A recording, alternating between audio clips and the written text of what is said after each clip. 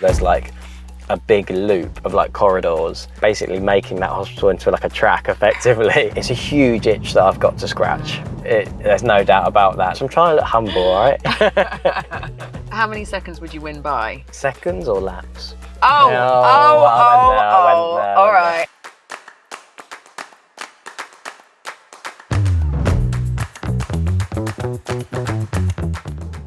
Today, we're in leafy Surrey with racing driver Billy Monger, a truly special person with unbreakable resilience. Billy was involved in a horrific car accident in 2017, which changed his life.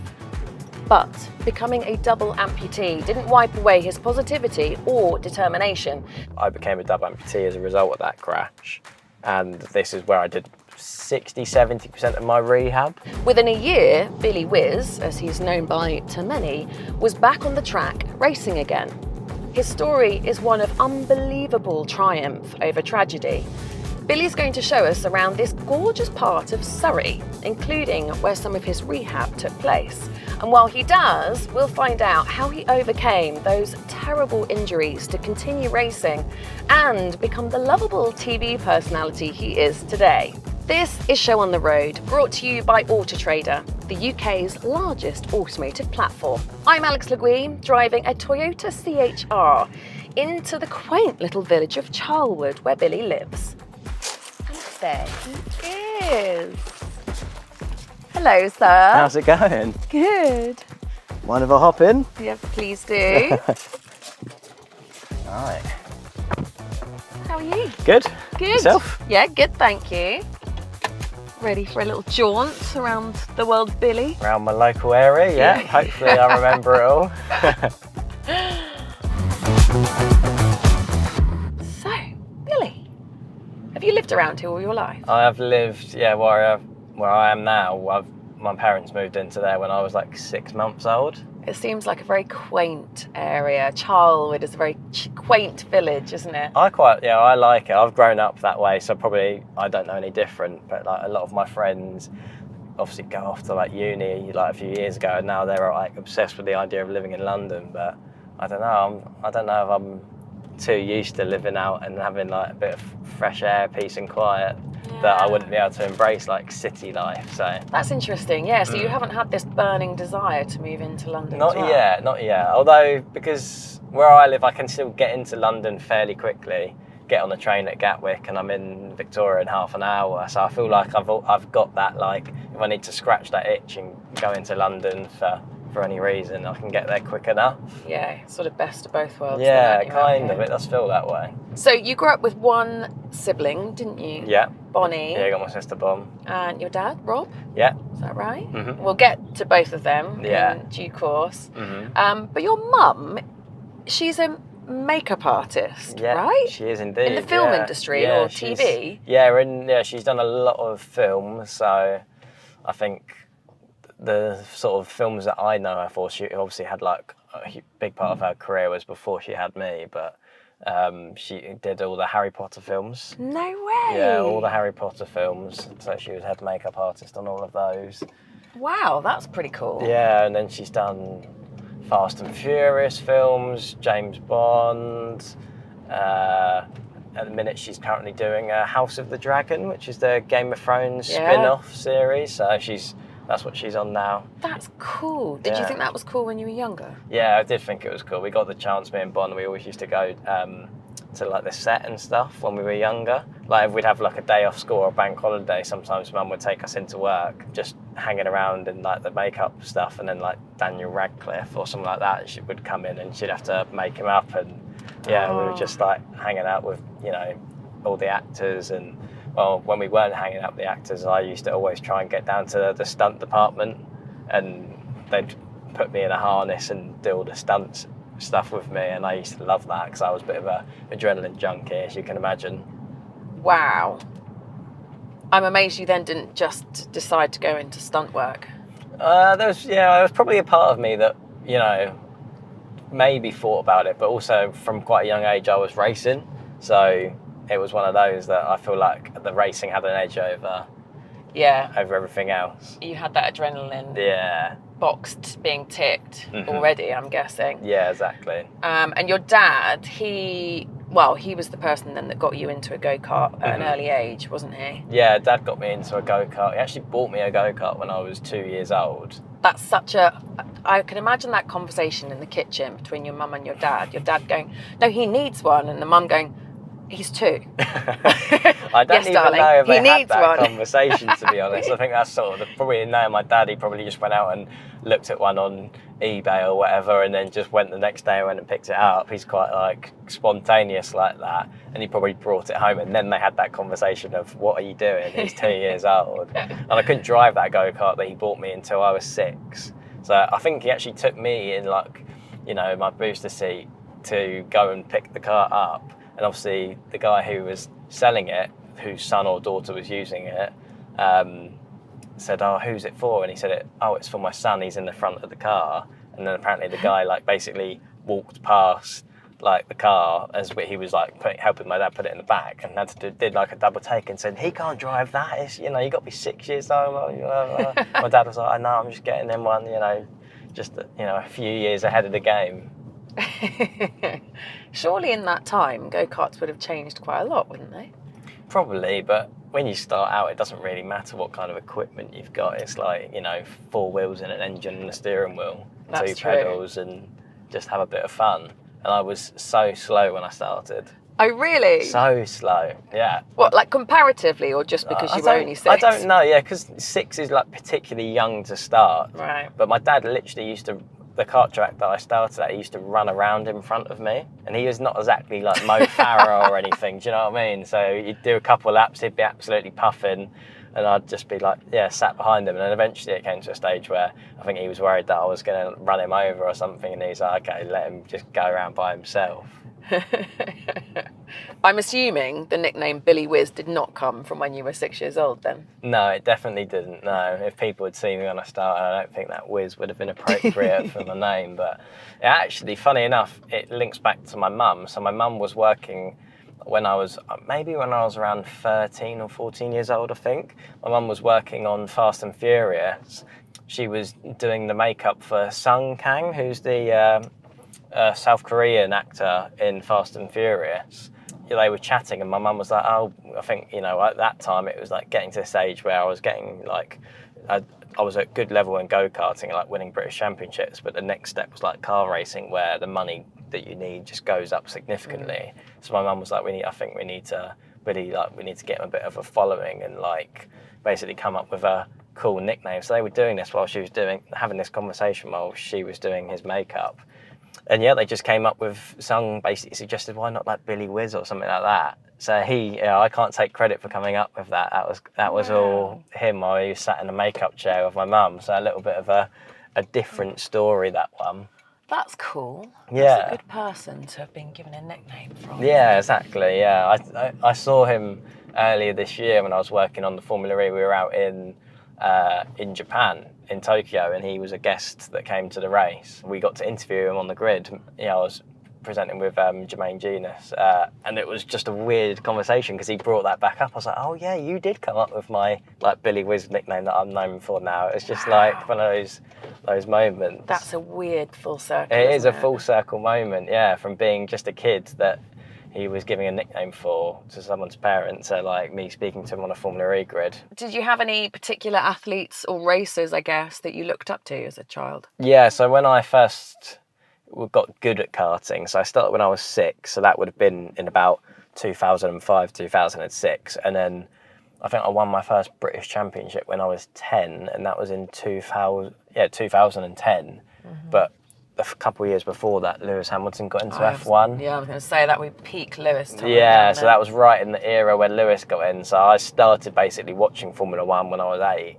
and Lewis was just got into sport, and he obviously came in with a bit of a splash and started winning loads of races. Yeah. So that was for me the driver that I really looked up to at that point in time.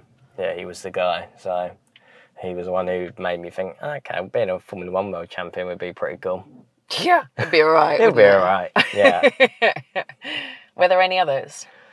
Other drivers at the time, Jensen Button again, and they were both McLarens, weren't they? Were both around then, weren't they? Yeah, I think 2012. Yeah. So around that era, they were both teammates. I always supported the Brits. Actually, interestingly, I had a dog called Fizz when we grew up, Giancarlo Fisichella. Oh, wow. So we always used to. I used to start calling my dog when I started watching Formula One. The dog had been Fizz her whole life, and then it became our Fisichella. I renamed her. So yeah, that was always a driver that weirdly I'd watch out for in races just because of the name.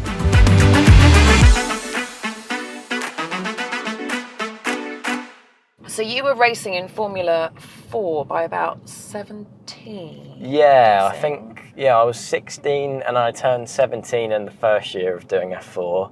And then the year I had my accident was my second year in Formula 4. So I was 17. So how old were you when you started racing competitively? When I started, probably, like local competitions, probably about 8. And then I did my first year of British Championships when I was 9. And then in Honda Cadets. Okay. Which was, again, just British Championships. That was just races all around the country. And then I won the British Championship in my second year when I was 10 years old.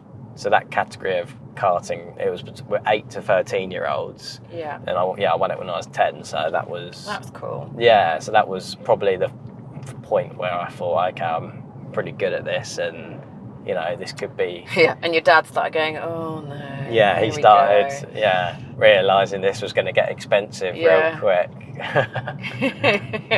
And so then you moved up to cars, what age then?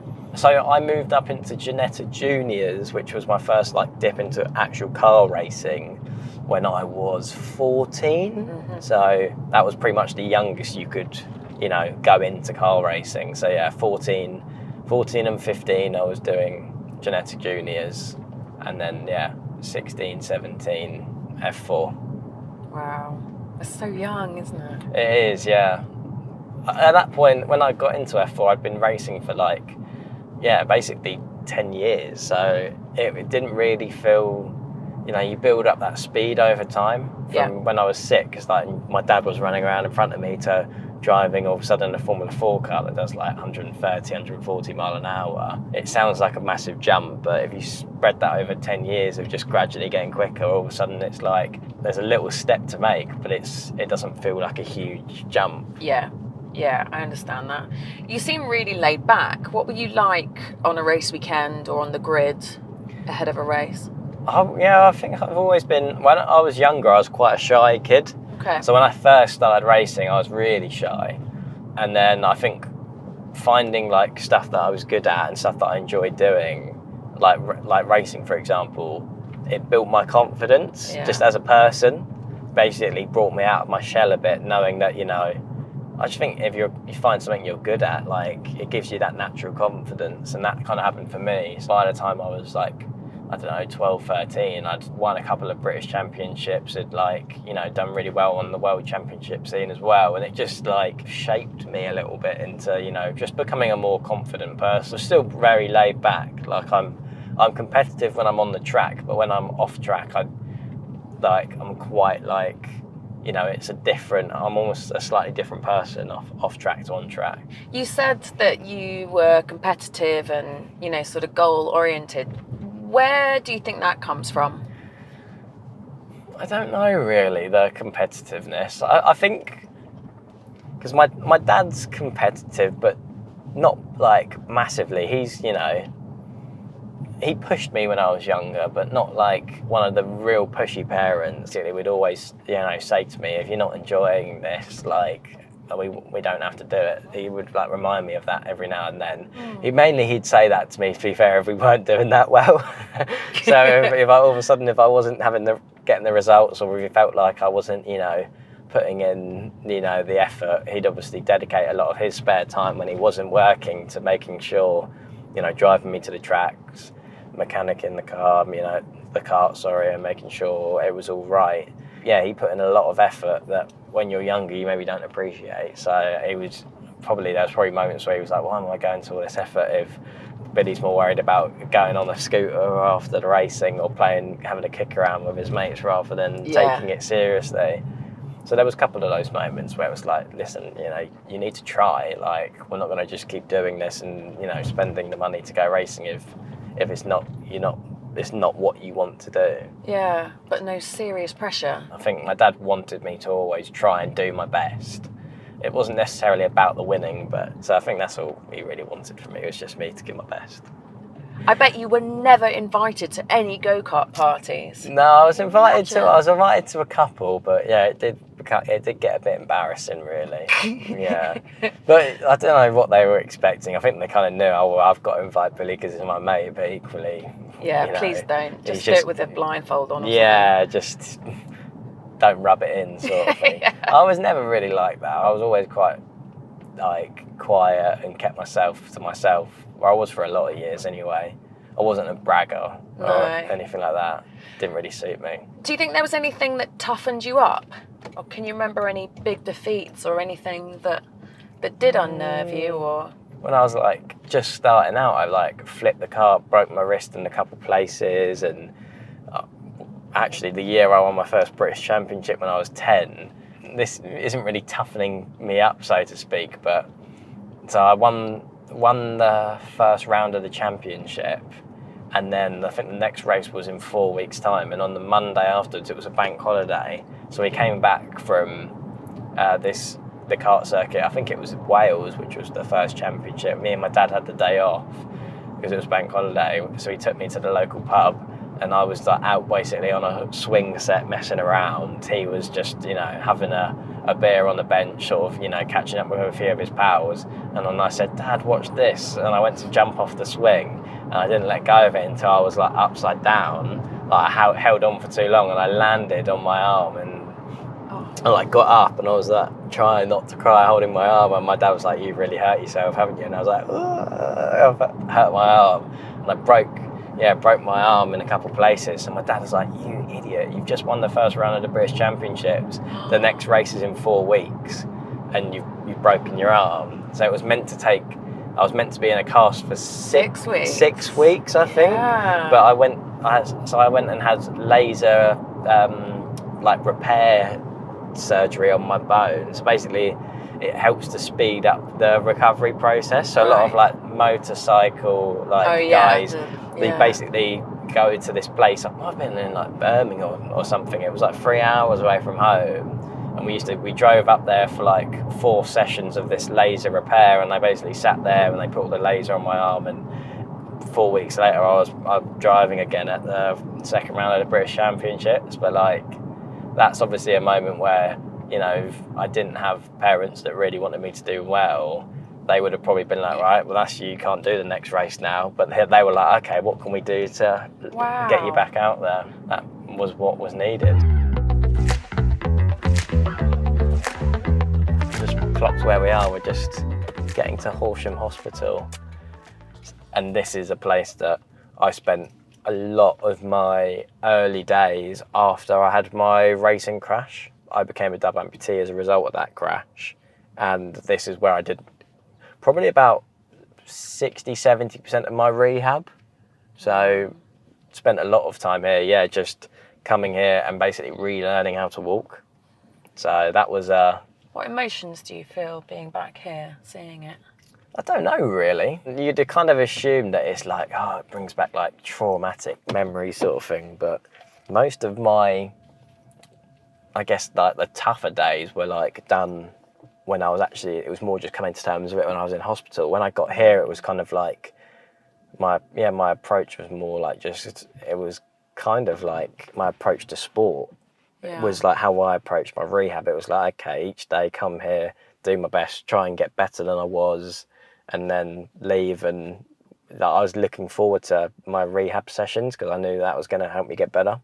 So we're looking at a sprawling hospital. Looks like it's all on one level. It's not the biggest of hospitals. Like, it's a pretty small, set in a nice leafy area again. It's still in the sticks a little bit. Horsham's a little bit of a bigger town than Charlwood, where I live, but yeah, this is about 20 minutes from my house. But inside the hospital there's like a big loop, like a of like corridors, doing a lap of that sort of basically making that hospital into like a track effectively, and doing a lap of that. That was like one of my like first, you know, little boxes ticked for being on prosthetics, and then eventually started doing more laps. And then there's a little bit of a hill out the back which I'd have to practice, you know, walking on. Pikes Peak, yeah. It's only about probably 2 meters of climbing to put into context. But it felt like Pikes Peak, though. Yeah, it felt dramatic like that. And I can hear your competitive spirit coming through, and I imagine that that was a huge fuel and meant that you were able to, you know, rather than a defeatist attitude of, I can't do it, this is it, my world is over, I'm not going to be able to, and having that I'm not going to be able to attitude. Doesn't sound like you ever really had that. No, I was quite fortunate. It's not that wasn't just down to me. I think that was down to like my support network as well. Like my family was so good, and my doctors when I was in hospital in Nottingham at Queen's Medical Centre. That was the hospital that my surgeries were done after my accident, because my accident was at a track called Donington Park, which is up north a little bit, around that Nottingham area. But my doctors were great. They basically quite quickly, like initially when I woke up, it was, you do have those moments you're like, God, why me? Why has this happened? Blah, blah, blah.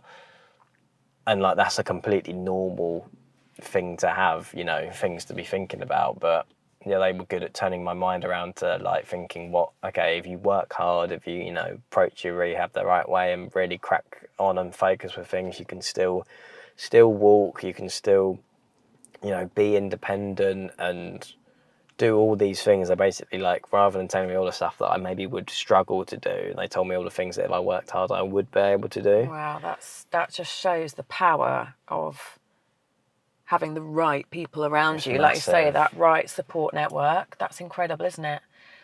The circumstances of your accident are really well documented. You were 17 at the time, weren't you? Yeah. And we all change as we get older anyway. But what do you feel like has been the biggest change in you since the accident? I think, like, the childhood I had was, like, amazing. And I loved every minute of it. But I was obviously saying slightly earlier about how my dad sometimes had to remind me to, like, you know, don't take this for granted. Like, you got to still, you got to give it your 100% effort. And I think probably my accident made me realise how short life can be.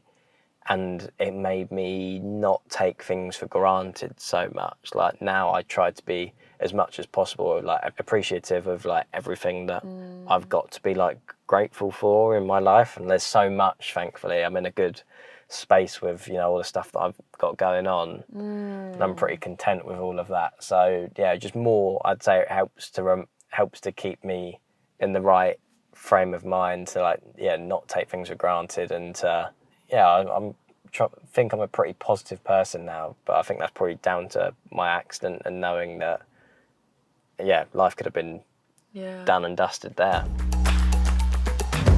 Today, we're driving a brand new Toyota CHR GR Sport in sterling silver bitone, and it's a hybrid.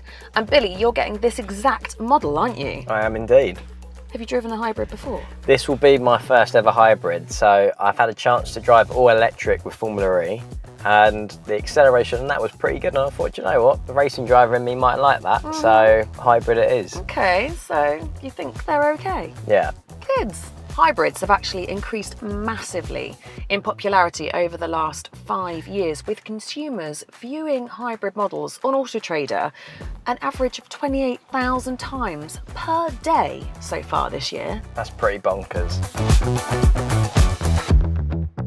At the time of recording, we recently saw an MP, Craig McKinley, stand up in the Commons after his hands and feet were amputated because of sepsis, calling for, among other things, provision of appropriate prosthetics for amputees. Have you struggled to get the right prosthetics for you? It's taken a bit of time to get to where I am now with my prosthetics. Prosthetics for me as a double amputee are crucial, because if I don't have good prosthetics and if they don't fit me well, you know, half the battle with prosthetics is getting the sockets right and getting them fitted to you. And body, especially in the early stages after becoming an amputee, your body changes so much. And for a long period of time, I remember probably the first couple of years after I had my crash, I'd be getting a new set of sockets for my prosthetics every like 3 to 6 months. Oh wow. And it just means you've got periods where for a month or 6 weeks it's like wearing shoes that don't fit, but on a bigger scale, and you get sores and rubs, and you can't basically utilize the prosthetics to their maximum. It was a challenge, but I'm fortunately in a good spot. But I would like to think that we've got this great technology out, and new prosthetics are coming out all the time, and I'd like to think that there's a lot of people out there that are ready and willing to put in the effort so that they can use them properly, and surely we should be helping with that. Yeah, that makes sense. As a result of your accident, you appealed, didn't you? And you changed the rules in motorsport.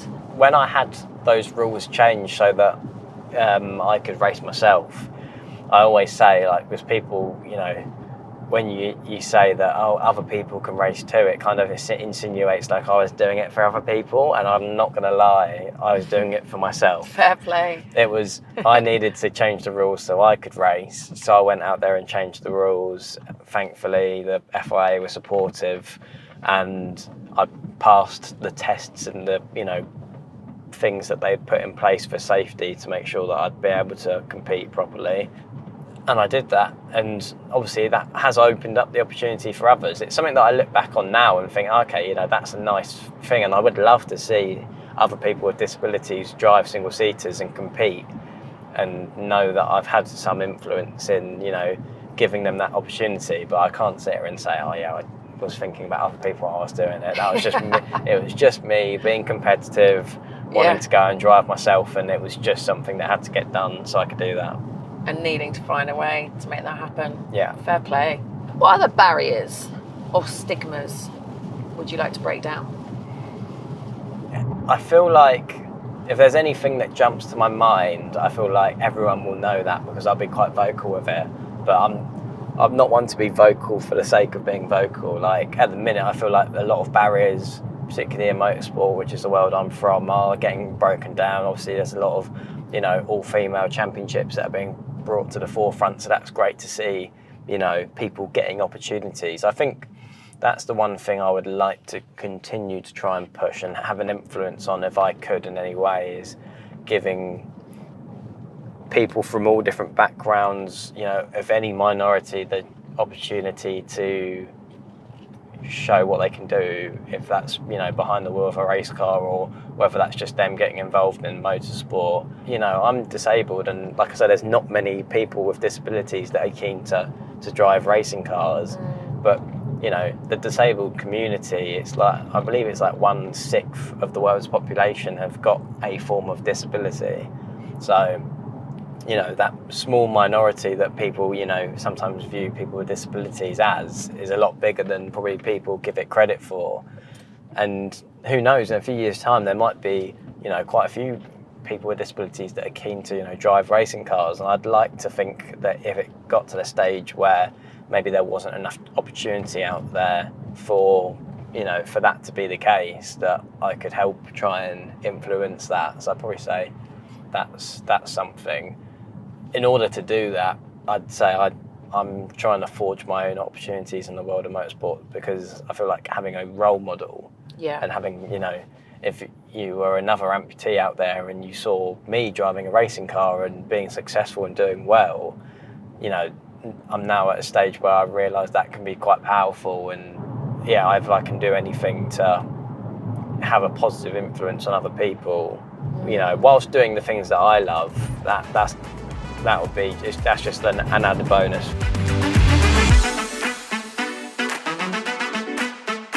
Do you have any advice for someone else who might have been thrown into the centre of attention? I think early on, I felt a need to try and please the people that were, supporting me and willing me on. And that only came from a positive place of like, oh my God, all these people wanting me to do well. And like, just felt like there was a lot of eyeballs on me, and it was I put too much pressure on myself to keep everyone else happy, but at times maybe because of that didn't focus enough on looking after me. You got to look after yourself before you can look after other people.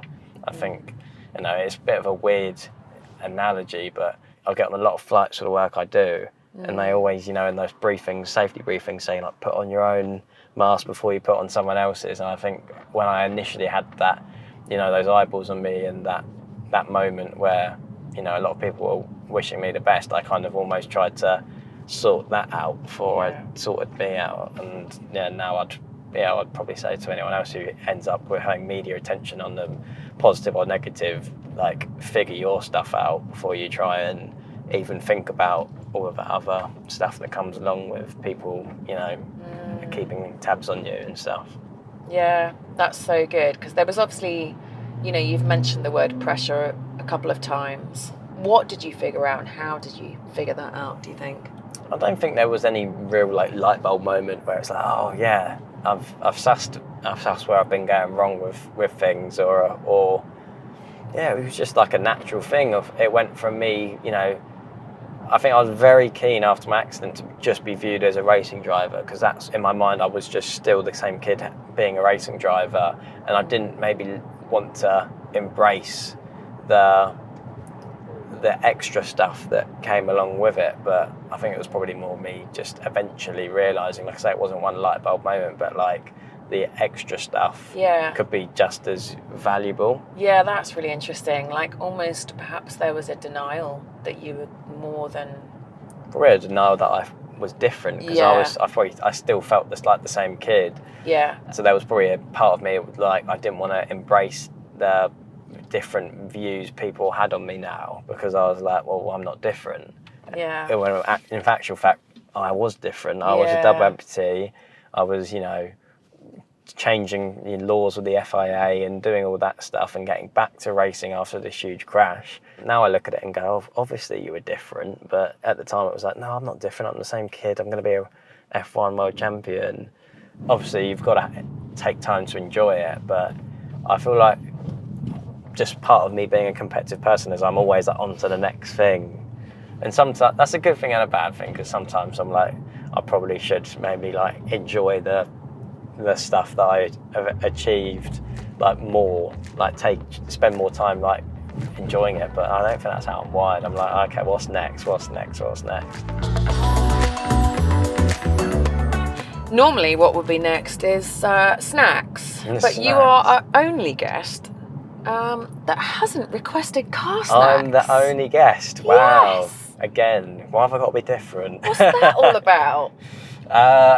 I just feel like there's nothing that really jumps out to me, like a specific snack. I'm quite in the moment person. Like I'll pull up to a service station, get some fuel, go into the garage, and something will catch my eye. It might be, a pack of crisps, a chocolate bar, a sandwich, whatever. But it's not like I'm not the sort of person that has the same meal deal reliable go-to every time. No, I'm kind of, I like different things in different moments. But crisps, chocolate, sandwiches, none of those make an Ironman, which is what you're training for right now. A big undertaking coming up. I'm in the middle of training right now. Like I say, by the time I actually get to the event, it'll have been a year's worth of training. I've probably done about 6 months or so of proper training so far, and it's a lot.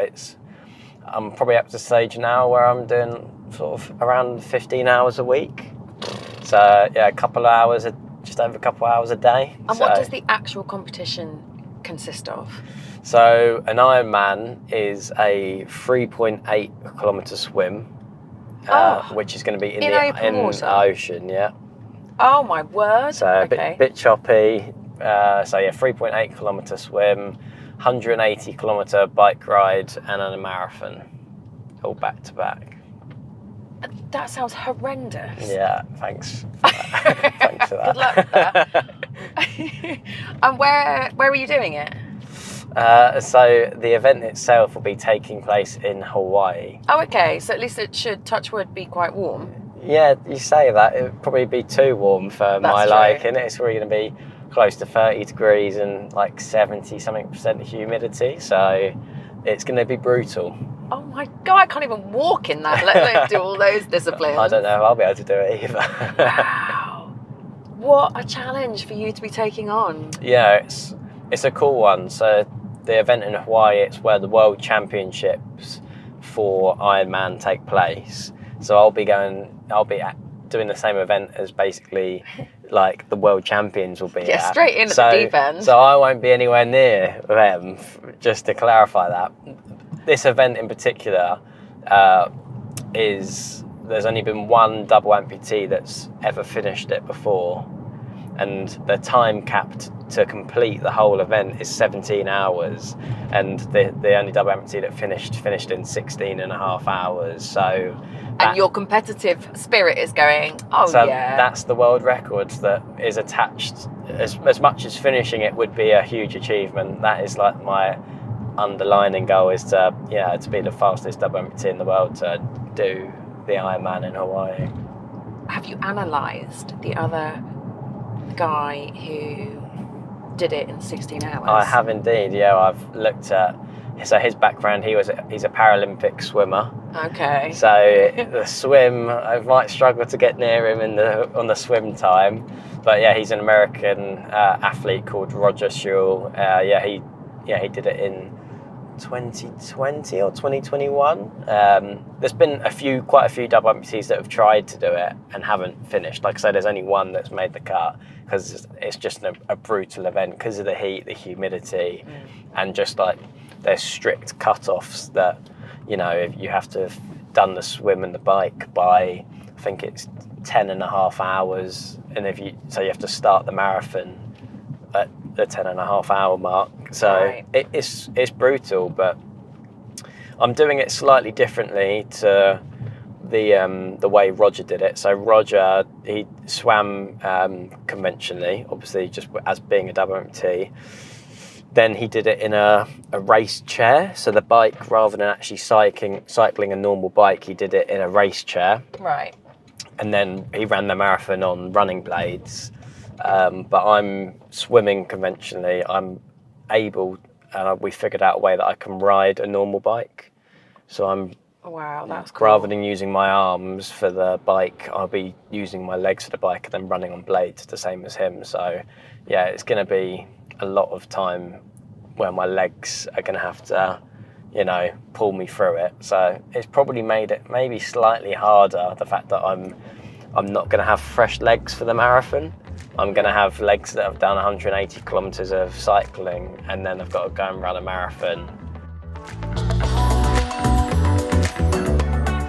Right, we're sitting outside Team Sport e-karting. E-karting, yeah. Okay. Keeping the electric theme going. Yeah. Why is this place important to you? So we mentioned earlier about go-karting birthday parties. Yes. This is very local to me, and a couple of my friends' birthday parties were at this track. And these were the days where I'd rock up. I was a lot better than all my mates. I'd be lapping them, but I had a few birthday parties here and enjoyed my time here. So Looks like an upstairs downstairs one. 2 floors. Yeah, it's got a cool corner when you come down the hill. It's like a quick right hander. It's banged downhill. It's like, yeah, it's actually a cool little track in there. Yeah, that's fun. That's proper.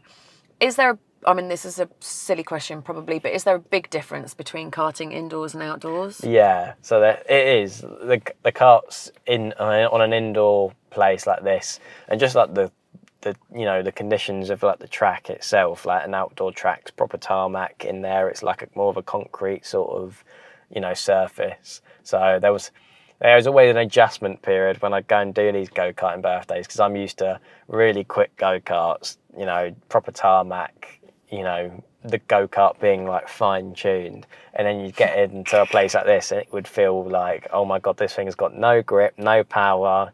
It'd take a couple laps to get your head around. Yeah, that's such racing driver talk. I'd still win, but just saying it would take me a couple laps. I'm trying to look humble, right? How many seconds would you win by? Seconds or laps? Oh, I all went right. there. How many laps? I'm joking. Brilliant. And my mate's going to go, that's a lie. Yeah. You didn't lap us. No, I don't know. It'd be comfortable.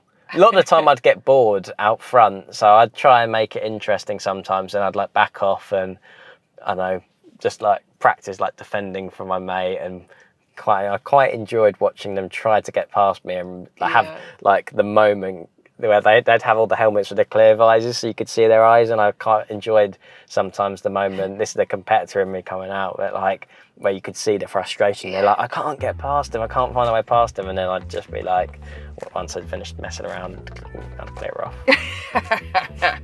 Yeah. So, last section of our trip then, back to Charlwood. When was the last time you raced?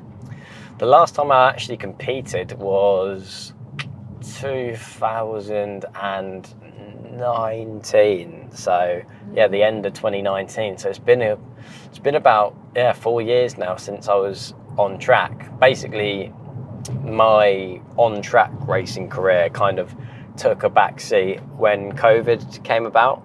You're right. Because early 2020, I had it all sort of set that I was going to be racing in FIA Formula 3 that year, and then my sponsors, it all went into lockdown. All the junior series and racing were kind of put on the back burner, and all my sponsors, because of, you know, businesses just being in trouble, pulled out of funding my career. And next thing you know, I was basically having had, you know, close to, you know, €1 million of sponsorship, which is what, you know, roughly is the cost of a season in Formula 3, ready to go. I had nothing, and since COVID, haven't really been able to manage to get that kind of funding together. No. So if you were able to, you'd be back on track, would you? Yeah. I still have a passion for racing. I've done it since I was a kid, and I know that I'm capable of beating and competing with the best. You came back and race at Po. That was insane, wasn't it? Yeah, that was definitely one of the highlights, winning that race. Obviously, it's a historic race in the world of motorsport, the Po Grand Prix. A lot of, you know, people that I looked up to have won that race. Fangio, Lewis Hamilton, you know, heroes of mine. My name's on the same trophy as theirs, so that's obviously a positive thing. I was hoping that I'd have a few more years to win a few more trophies and, you know, give myself a shot of Formula 1. It's not necessarily over, that dream, but it's getting tougher the more time I spend out the seat. So I'm just keen to get back where I can, and give myself get the opportunity to prove myself, because I know I'm still quite capable.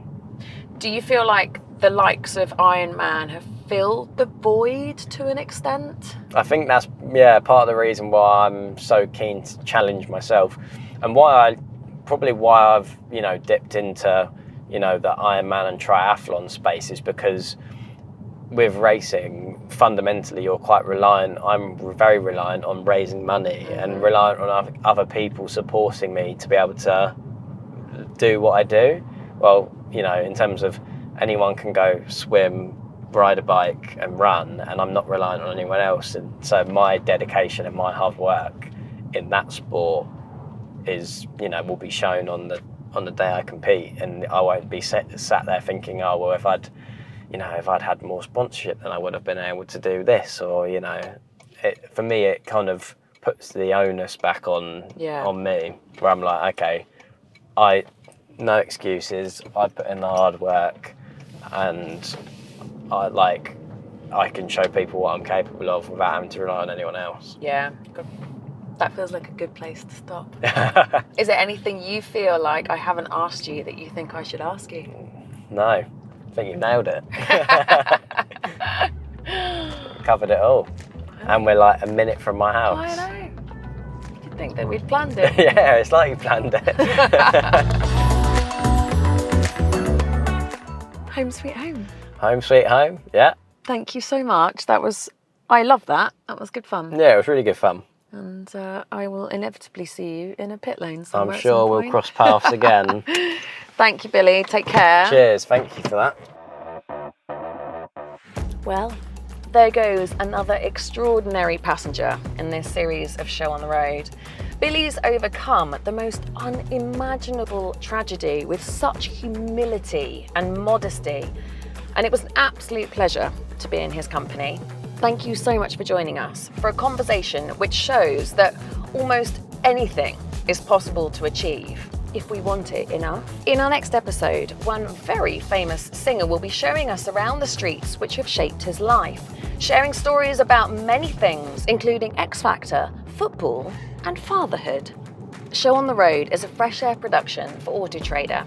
If you've enjoyed watching this episode, then give it a like and subscribe to the channel, where you can watch all the drives that we've done this series with a range of celebs in different vehicles. And choosing the vehicle you're going to start your next story in could not be easier on Autotrader. Thousands of vehicles to choose from with expert reviews and videos to help you pick. And loads of options to buy new, used or lease, so you get the best for you each time. Find your car and start your next story on the Autotrader app or via autotrader.co.uk.